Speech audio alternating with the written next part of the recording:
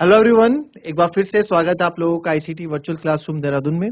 मैं निखिल राणा, क्लास 9 का अपना मैथ्स का चैप्टर जो कि है सर्कल, उसको हम कंटिन्यू करेंगे। एंड जैसे कि लास्ट क्लास में आपने देखा कि हम प्रॉपर्टीज अभी पढ़ रहे हैं, थ्योरम्स हम कर रहे हैं। उन्हीं थ्योरम्स को आपको अच्छे से समझना है, क्योंकि तभी आप क्वेश्चंस अच्छे से कर पाओगे। तो जितने अच्छे से आप चीजों को पढ़ोगे, ठीक है, जितने अच्छे से आप बेसिक्स आप अपने स्ट्रॉन्ग रखोगे ना चैप्टर से रिलेटेड, उतने ही ईजी आपको क्वेश्चन करने में होगा। नहीं तो बाद में पूछोगे, अरे सर ये क्यों हुआ, ऐसा क्यों हुआ। जब आपने स्टार्टिंग की क्लास में ही आप ध्यान नहीं दोगे तो आपको बाद में दिक्कतों का सामना आपको करना पड़ेगा। तो ताकि बाद में आपको चीजें इजी हो जाए, आपके लिए इजी टू यूज हो जाए, इजी टू लर्न हो जाए, तो उसके लिए आपको अभी थोड़ा ध्यान से आपको देखना पड़ेगा। थ्योरम्स क्या क्या होती है उसको दिमाग में रखना पड़ेगा। कोई रॉकेट साइंस नहीं है, छोटी छोटी थ्योरम्स है, वो आप दिमाग में रखोगे तो आपको एकदम से क्वेश्चन ज्यादा इजी लगेंगे। तो चलिए चलते हैं स्मार्ट बोर्ड की तरफ एंड करते हैं अपनी क्लास को शुरू। तो हमने अभी लास्ट क्लास में आपने देखा, हमने यहाँ पे क्वेश्चंस जो किए थे 10.6 और 10.7 से रिलेटेड हमने यहाँ पे थ्योरम्स पढ़ी थी। एंड उसी से आगे अब हम जाएंगे एंड नेक्स्ट थ्योरम्स के ऊपर हम अपनी बात करेंगे। ठीक है, तो अब हम बात कर रहे हैं angle subtended by an arc, यानी एक वृत्त के चाप द्वारा अंतरित कोण। अभी हमने पढ़ा, ठीक है, अभी हमने पढ़ा कि अभी इससे पहले हमने पढ़ा था एंगल सबटेंडेड बाय अ कॉर्ड। तो अब जो कॉर्ड द्वारा एंगल बनाया जाता है, बट अब हम पढ़ रहे हैं angle subtended bye a an arc of a circle, यानी कि एक वृत्त के चाप द्वारा अंतरित कोण। इसकी हेडिंग कुछ ऐसी होगी, एक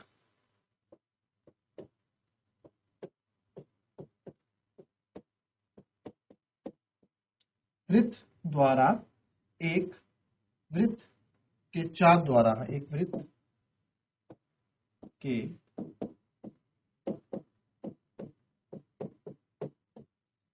चाप द्वारा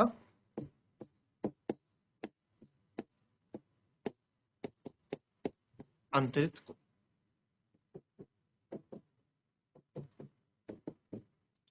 एक वृत्त के चाप द्वारा अंतरित कोण।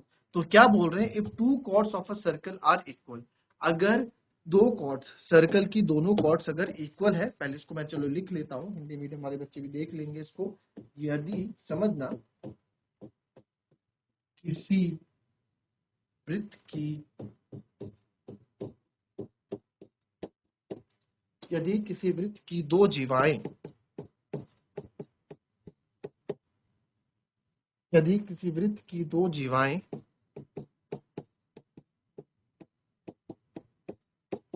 बराबर हों तो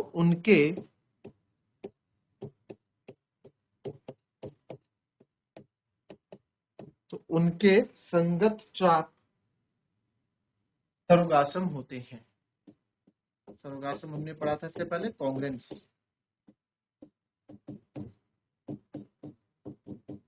सरोगासम होते हैं।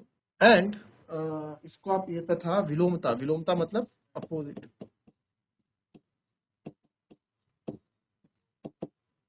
तथा विलोमता यदि दो चाप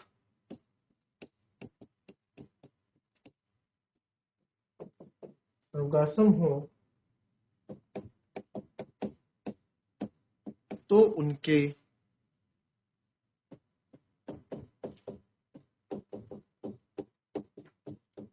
संगत जीवाएं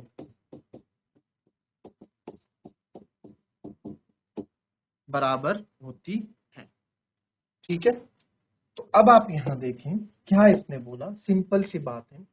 if two chords of a circle are equal, यदि किसी वृत्त की दो जीवाएं बराबर हो, then their corresponding arcs are also equal.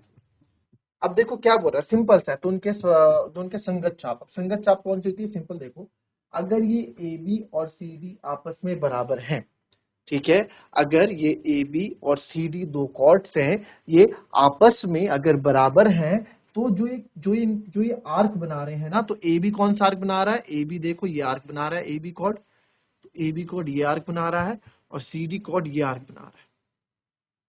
तो ये दोनों चाप भी, ये दोनों आर्क भी आपस में क्या होंगे, बराबर होंगे। इतनी सी बात ये कह रहा है, सिंपल सी बात कि if two chords of circle are equal, तो ए बी और सी डी के है ना, ठीक है, सिंपल सी बात है यार, अगर कॉर्ड्स इक्वल हैं तो अगर ये कॉर्ड्स इक्वल हैं तो इनकी आर्क भी क्या होंगी, इक्वल होंगी। सिंपल सी यहाँ पे इन्होंने बात ये कही है, इसको आप समझिए। ठीक है, सिंपल से कॉपी कर लें इसको फिर उसके। अच्छा, इसमें और भी है, इसमें ये भी लिखा है कि कन्वर्सली तथा इसी के अपोजिट कन्वर्सली ये भी लिखा है, if two arcs are equal then their corresponding chords are equal. जब इसका उल्टा इन्होंने कह दिया कि सर अगर दो आर्क्स इक्वल हैं आपस में, अगर ये दो आर्क्स आपस में इक्वल हैं तो बच्चे जो जो ये आर्क जो कॉर्ड बना रही है ना, यानी कि ये भी आपस में क्या होंगी, इक्वल हो जाएंगी। तो बस ये इनका जस्ट उल्टा है। तो जितने भी थ्योरम्स हम पढ़ रहे हैं उसका कन्वर्स भी हम साथ साथ पढ़ रहे हैं, और जो थ्योरम है वो तो हम पढ़ ही रहे हैं। क्लियर, ये लिख लो।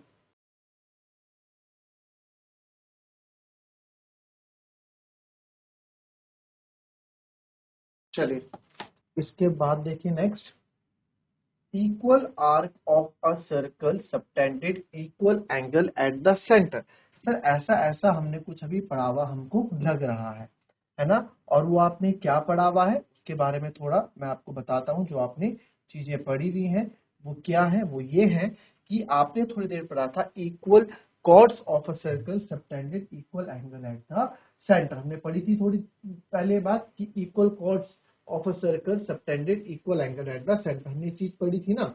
तो जो इक्वल कॉर्ड्स हैं, तो ये इक्वल कॉर्ड्स यानी कि ए बी और सी डी इक्वल कॉर्ड्स हैं, है ना। ए बी और सी डी इक्वल कॉर्ड्स हैं, तो सेंटर पे ये दोनों क्या आएंगी, इक्वल एंगल ये बनाएंगे, ये हमने पढ़ा था। बट यहाँ कॉर्ड की जगह अब क्या आ गया, कॉर्ड की जगह यहाँ पे आ चुका है आर्क। ठीक है, कॉर्ड की जगह यहाँ पे आ चुका है आपका आर्क। ठीक है, ये नहीं, तो कॉर्ड की जगह आ चुका है आपका आर्क, यानी कि जो इक्वल आर्क होंगे सर्कल के वो अपना इक्वल एंगल बनाएंगे सेंटर पे। कैसे, इसको समझो, पहले पहले इसको लिख लेता हूं।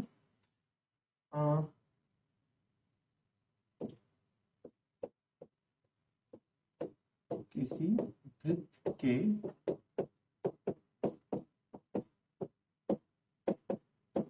बराबर चाप केंद्र पर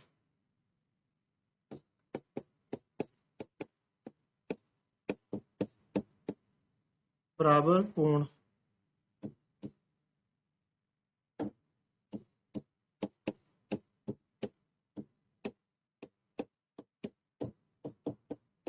अंतरित करते हैं। ठीक है, तो अब आप यहाँ पे देखो कि क्या ये बोल रहा है कि देखो जैसे दो कॉर्ड्स इक्वल होंगे ना, फॉर एग्जांपल यहाँ पे बोल दिया गया कि ये दो कॉर्ड इक्वल हैं ए बी और सी डी। ये जो दो आर्क हैं या दो चाप हैं, ये आर्क्स हैं, ये दोनों आर्क्स क्या हैं, इक्वल हैं। तो जब ये दोनों आर्क्स इक्वल हैं तो सेंटर पे भी ये दोनों ना, दोनों जो ये आर्क हैं दोनों सेंटर पे भी इक्वल एंगल बनाएंगी। तो ये और ये क्या हो जाएंगे, बराबर। आई बात समझ में। पहले equal cord subtended equal angle at the centre होता था, अभी equal arc of a circle subtended equal angle at the centre है। क्लियर, कॉपी कर लो उसको।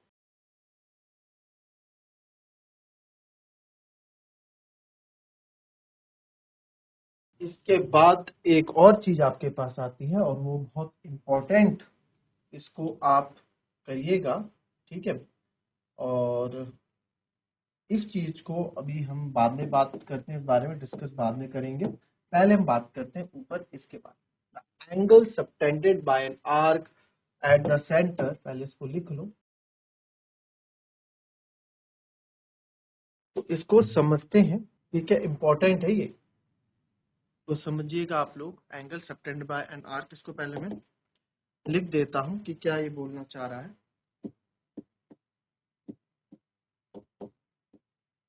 एक चाप द्वारा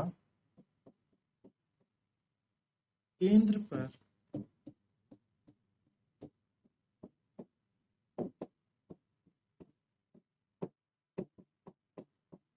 एक चाप द्वारा केंद्र पर अंतरित कोण वृत्त के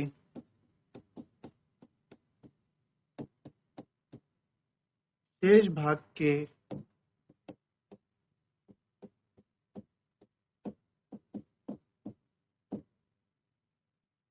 बिंदु पर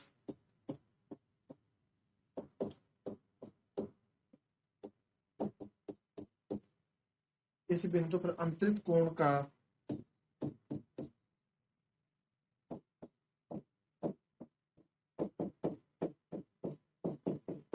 दुगुना होता है। ठीक है, तो अब आप यहाँ पे देखें angle subtended by an chord. तो एंगल जो हम subtended by an arc at the centre, तो एक चाप द्वारा केंद्र पर अंतरित कोण वृत्त के शेष भाग के किसी बिंदु पर अंतरित कोण के 2 गुना होता है। समझना इस बात को, क्या यहाँ पे बात चल रही है कि the angle subtended by an arc at the centre is double the angle subtended bye it any point on the remaining part of the circle. ठीक है, आप ये आर्क देख रहे हैं, तो इस आर्क से क्या बोला, the angle subtended by an arc at the centre. तो सेंटर में जो भी आर्क से जो भी एंगल, इस आर्क से जो भी एंगल सेंटर पे बनेगा, ठीक है, सेंटर पे जो ओ एंगल बना है, इस double the angle subtend by any point on the, तो इससे डबल ये इसी आर्क से अगर हम किसी दूसरे पॉइंट पे भी, क्या बोल रहे हैं, इसी आर्क से अगर मैं किसी दूसरे पॉइंट पे भी सर्कल बनाऊं, इसी आर्क से अगर किसी सर्कल के किसी दूसरे पॉइंट पे भी अगर मैं एंगल बनाऊंगा, तो वो क्या हो जाएगा, वो इसका डबल हो जाएगा, सेंटर वाला एंगल इसका डबल हो। ठीक है, तो क्या बोला, the angle subtended by an arc, angle subtended by an arc यानी कि एक चाप द्वारा केंद्र पर अंतरित कोण वृत्त के शेष भाग, यानी कि किसी भी भाग पे आप अगर दूसरा कोण बनाओगे, दूसरा एंगल बनाओगे, तो वो उसके डबल होगा। ये ऐसा नहीं है कि यहीं पे किसी भी पार्ट में, अगर मैं आपको यहाँ बोल दूं कि यहां से अगर हमने इसी आर्क से एक एंगल और हमने बनाया, ठीक है, इसी आर्क से एक एंगल ये यहाँ पे आपका बनता हुआ दिख रहा है कि ये भी इसी आर्क में है ना, तो इसी आर्क से बनता हुआ ये एंगल आपको यहाँ दिख रहा है, इसका नाम ले लो ई। तो ये एंगल भी क्या होगा, ये भी सेंटर वाला एंगल भी इसके क्या होगा, डबल होगा। कहने का मतलब है कि पी ओ क्यू या फिर ए ओ बी जो है ट्वाइस होगा, 2 गुना होगा। तो किसी भी पार्ट में बन जाएगा, ये इधर से इधर ऐसे भी बन सकता है। ठीक है, तो ये वाला एंगल भी बन रहा है, तो ये भी इसके एफ, इसको मान लो। तो यहाँ पे इस आर्क से बन रहा है ना, इस आर्क से बन रहा है ना, इस आर्क से, इसी आर्क से देखो, एक छोर इसका इधर है, एक छोर इसका इधर है, तो इसी आर्क के बीच के बने हुए एंगल हैं। तो कहीं पे भी बनेंगे तो वो डबल होंगे। बट ये बस एक थोड़ा एक बना के रखता हूं ताकि आप लोग समझ जाओ। तो यहाँ पे पहले तो आप इतना समझो कि इसका रिजल्ट यहाँ पे क्या ये बोल रहा है, इसका रिजल्ट ये बोल रहा है कि एंगल ए ओ बी है ना, ए ओ बी इस ट्वाइस, 2 गुना है किसके, कोई सा भी ले लो फिगर के according, angle A C B. वैसे ही एंगल ए ओ बी फिर से ट्वाइस हो जाएगा एंगल ए ई बी के। तो ए ई बी ये वाला हो गया, ए सी बी ये वाला हो गया।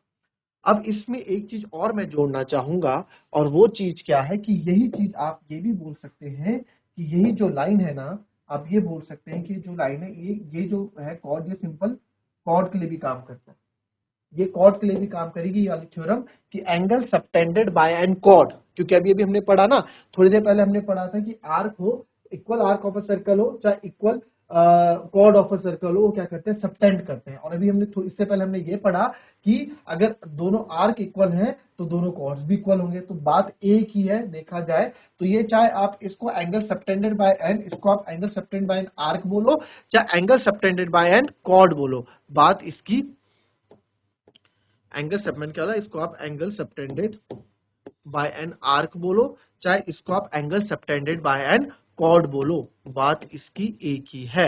आर्क बोलो चाहे कॉर्ड बोलो, ठीक है। तो क्योंकि कॉर्ड और आर्क दोनों में आपस है, तो वैसे एक चाप द्वारा बोलो, चाहे एक चाप बोल दो, चाहे एक जीवा बोल दो, चाप और जीवा दोनों पे ही ये काम करेगा। ठीक है, एक चाप पे भी काम करेगा और जीवा वाले इस पे भी ये काम करेगा, चाप और जीवा। तो चाप और जीवा द्वारा बनाया गया, तो इसको आप आर्क बोलो, चाहे इसको आप कॉर्ड बोलो। ठीक है, यहाँ पे आ नहीं रहा है, आप इसको समझ जाना मैं इसको क्या बोलूं। ठीक है, वैसे एक चाप बोलो, चाहे आप इसको एक जीवा बोलो। अब यहाँ पे remaining part of the circle word भी यूज किया है। क्या यूज किया है, remaining part of the circle भी आपका यूज किया है। तो remaining part of the circle से आप क्या समझिए, बहुत इंपॉर्टेंट है ये थ्योरम। ठीक है, तो रिमेनिंग पार्ट ऑफ सर्कल से मैं यहाँ पे एक चीज ये समझता हूँ कि इसका मतलब ये नहीं है बच्चों कि रिमेनिंग पार्ट ऑफ सर्कल में आप अगर यहाँ पे एंगल बनाएंगे ना तो यहाँ पे ये चीज काम नहीं करेगी, ये थ्योरम काम नहीं करेगी। रिमेनिंग पार्ट यानी कि जो आर्क जो बन गया, आर्क से रिमेनिंग पार्ट ये है ना ऊपर वाला, भाई आर्क तो ये है, आर्क और कॉर्ड तो ये है, तो कॉर्ड के ऊपर रिमेनिंग पार्ट हम ये लेंगे, और चाहे आर्क हो तो आर्क के ऊपर भी रिमेनिंग पार्ट में वही लूंगा, है ना, आर्क के ऊपर भी रिमेनिंग पार्ट में वही लूंगा। तो इस चीज का याद रखना कि नीचे में यानी कि यहाँ पे अगर अगर आप बोले कि सर ये है, ठीक है, तो यहाँ पे अगर कोई एंगल बन रहा है, ये ऐसा ये एंगल बना रहे हैं, ठीक है, तो भी ये काम नहीं करेगा, ये चाहे आप ऐसे करो चाहे कैसे भी करो, ये एंगल अगर बना रहे तो ये काम नहीं करेगा, ठीक है। तो इस चीज का याद रखना। अब ये बात मैंने आपको फिर से बता दी, चाहे आप angle subtended by an arc बोलो चाहे angle subtended by an chord बोलो, दोनों ही चीज आपके लिए सेम है। तो इस चीज बहुत अच्छे से इस थ्योरम के अच्छे से समझ लेना, ठीक है। अभी और ज्यादा अच्छे क्लियर होगा जब क्वेश्चन हम इसको यूज करेंगे ना, तो और अच्छे से क्लियर होगा। इस चीज को आप अच्छे से थोड़ा समझ लीजिएगा, ठीक है। तो angle subtended by an chord at the centre is double, जो एंगल सबटेंड कर रहा है कॉर्ड और सेंटर में जो कर रहा है वो सेंटर वाला एंगल क्या होगा, तो सेंटर वाला एंगल जो है हमेशा डबल होगा किसके, remaining part of the circle. आप कहीं भी बनाओ remaining part of the circle, circle के रिमेनिंग पार्ट पे, रिमेनिंग पार्ट मतलब ऊपर, नीचे के लिए नहीं, यहाँ पे ये मैं आपको फिर से बता दूं कि यहाँ पे अगर रिमेनिंग पार्ट में अगर यहाँ पे भी एंगल बनाता है तो यहाँ पे ये चीज फॉलो नहीं होगी, ठीक है। ये हो गया।